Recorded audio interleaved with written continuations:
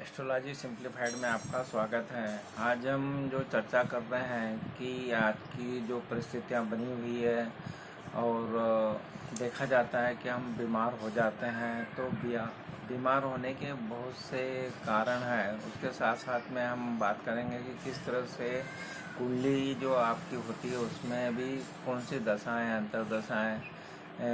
आदि जो चलती है वो आपको बीमारी की ओर ले जाता है, और कौन से ग्रह किस तरह की बीमारी दे सकते हैं उसकी हम संक्षिप्त में बात करेंगे इसके बारे में। तो सर्वप्रथम तो आपको देखेंगे कि आज जो हमारी जो दिनचर्या है वो भी अच्छी नहीं रहती है। फिर हमें ये भी बताया जाता है कि डॉक्टर्स जो हमें बताते हैं उस तरह से हम उनके आदेशों का पालन नहीं करते हैं। इसके कारण भी जो हमारी बीमारी के कारण बनता है और वो लंबे समय तक फिर खिंच जाती है। तो सर्वप्रथम हम बात करेंगे कि अगर जब भी हम कुंडली में देखेंगे कि कोई से ग्रह जो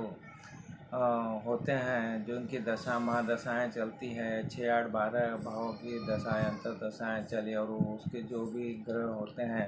उसके कारण हमें बीमारी होने की स्थिति बन जाती है। तो इसके लिए देखिए कि आपकी कुंडली में देखेंगे कि सूर्य ग्रह अगर मान लो प्रभाव में आ रहा है तो वो कौन सी बीमारी देगा, जैसे कि पित्त है, वर्ण है, उदर संबंधी रोग देगा,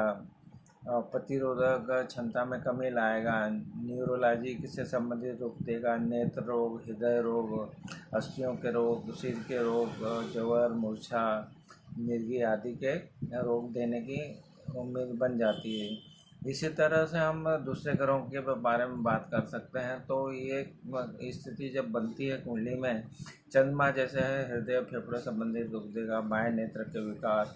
अनिद्रा, अस्थमा, डायरिया, रक्त की कमी, रक्त विकार, जल की अधिकता के या कमी से संबंधित रोग, उल्टी, किडनी संबंधी रोग, मधुमेह,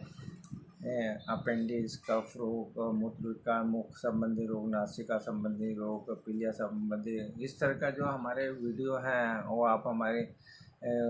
उसमें जाएंगे, ज्योतिष एस्ट्रोलॉजी सिंप्लीफाइड में जाएंगे यूट्यूब पे, तो आपको हर एक ग्रह के बारे में वहाँ जानकारी दी कि किस तरह के रोग हो सकते हैं।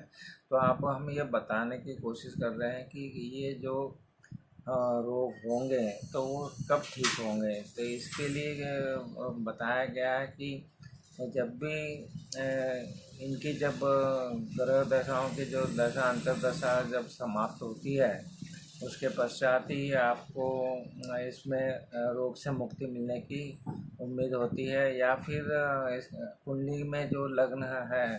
और लगने की स्थिति जितनी अच्छी होगी, मजबूत होगी, तो उसमें हमें जल्दी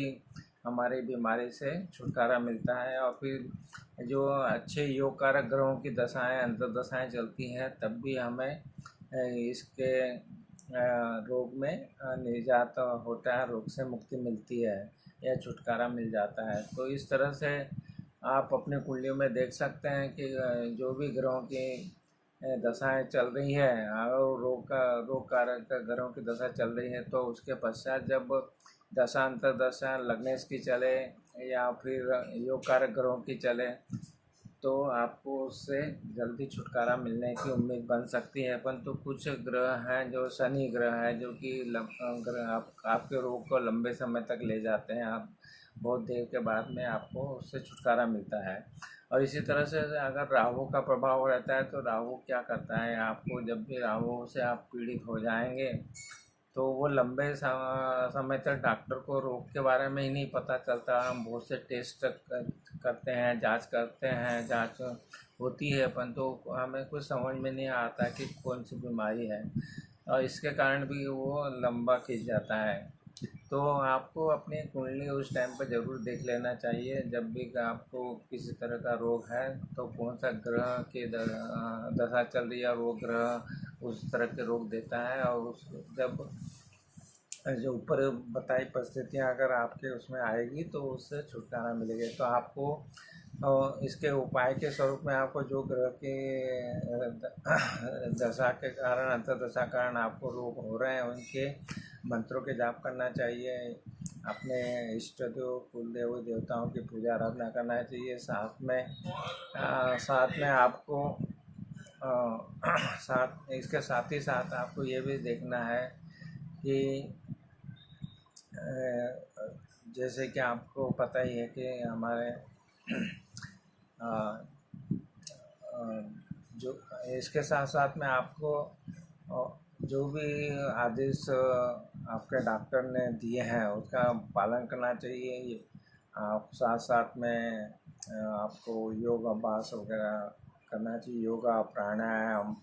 और आपकी दिनचर्या ऐसी हो टाइमली सब होना चाहिए जिससे कि आपको रोग से मुक्ति मिल सके। और सुंदरकांड का पाठ, हनुमान जी के हनुमान चालीसा का पाठ आदि का भी आपको करना चाहिए। तो इस तरह से आपने देखा कि आप अगर आपकी कुंडली में रोग वाले ग्रहों का पता चल जाता है और फिर डॉक्टर की सहायता से और उनके बताए गए आदेश से आप अपने आप को उस परिस्थिति से निकाल सकते हैं। आपको हमारे वीडियो अगर ज़रूर पसंद आए तो ज़रूर इसको लाइक कीजिए, शेयर कीजिए, और साथ साथ हमारे चैनल को आपने जब सब्सक्राइब किया, लाइक किया, शेयर किया, इसके लिए आपका बहुत बहुत धन्यवाद।